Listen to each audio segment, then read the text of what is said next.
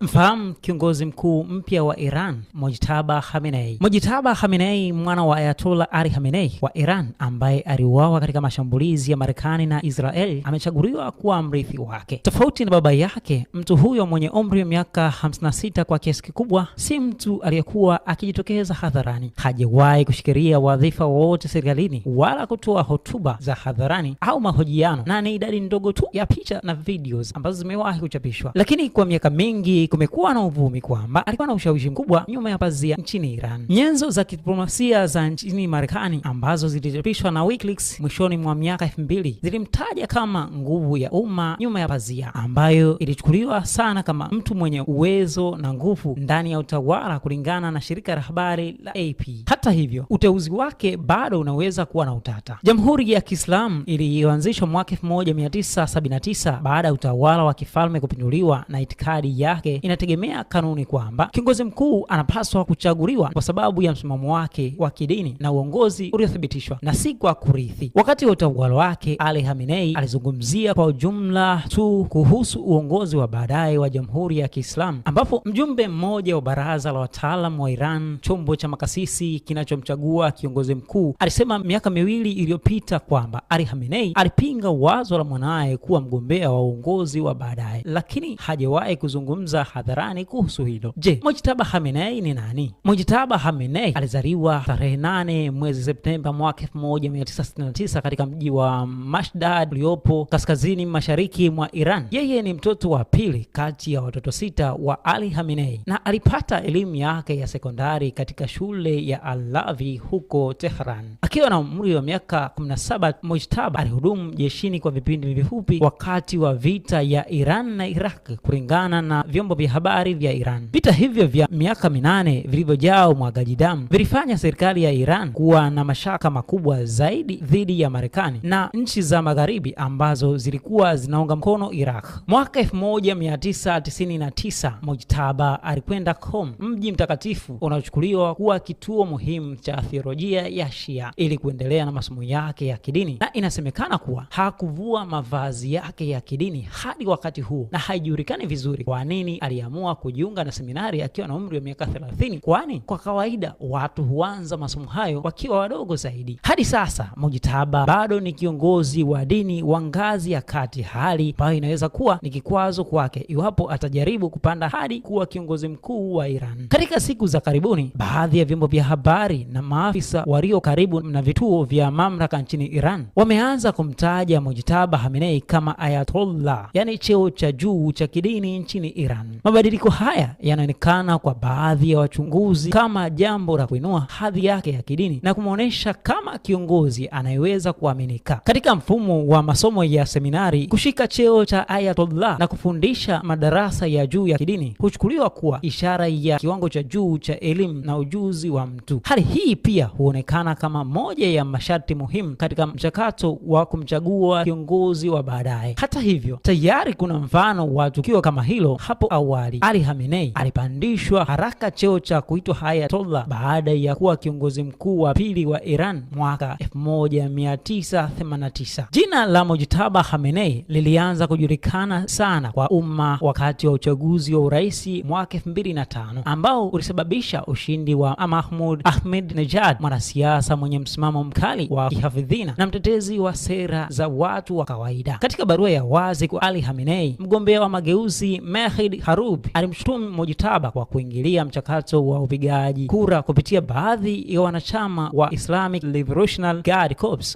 IRGC na wanamgambo wa Basij ambao walidaiwa kugawa fedha kwa makundi ya kidini ili kumsaidia Ahmadinejad kushinda. Miaka 4 baadaye, Mojtaba alikabiliwa tena na tuhuma kama hizo. Kuchaguliwa tena kwa Ahmadinejad kulisababisha maandamano makubwa kote nchini Iran. Baadhi ya waandamanaji walipaza sauti, walipinga wazo la kwamba Mojtaba ataweza kumrithi baba yake kama kiongozi mkuu wa Iran. Mustafa Tajzadeh, ambaye wakati huo alikuwa naibu waziri wa mambo ya ndani, alielekea matokeo ya uchaguzi huo kama mapinduzi ya uchaguzi. Baadaye alifungwa gerezani kwa miaka 7, jambo ambalo alisema lilitokana na matakwa ya moja kwa moja ya Mojtaba Khamenei. Wagombea wawili wa mageuzi, Mir Hossein Mousavi na Mehdi Harubi, waliwekwa kifungo cha nyumbani baada ya uchaguzi mwaka 2009, Na mwezi Februari mwaka 2012 Mojtaba alikutana na Mousavi na kumshawishi aache maandamano yake, kulingana na vyanzo vya Iran vilivyonukuliwa na BBC News Persian. Sasa watu wengi wanatarajia Mojtaba ataendelea na sera zake za baba yake Ali Khamenei. Baadhi pia wanaamini kwamba mtu huyo ambaye amepoteza baba yake, mama yake na mke wake katika mashambulizi ya Marekani na Israeli huenda asiwe tayari kukubali shinikizo la nchi za Magharibi. Hata hivyo, anakabiliwa na kazi ngumu sana kuhakikisha uendelevu wa Jamhuri ya Kiislamu ya Iran, pamoja na kuwashawishi wananchi kwamba yeye ndiye mkuu sahihi na kuiongoza nchi hiyo kutoka katika uharibifu wa kisiasa na kiuchumi. Rekodi yake ya uongozi bado haijajaribiwa kwa kiwango kikubwa, na mtazamo wake kwamba jamhuri hiyo inaweza kugeuka kuwa mfumo wa kurithishana madaraka ya kifamilia unaweza kuongeza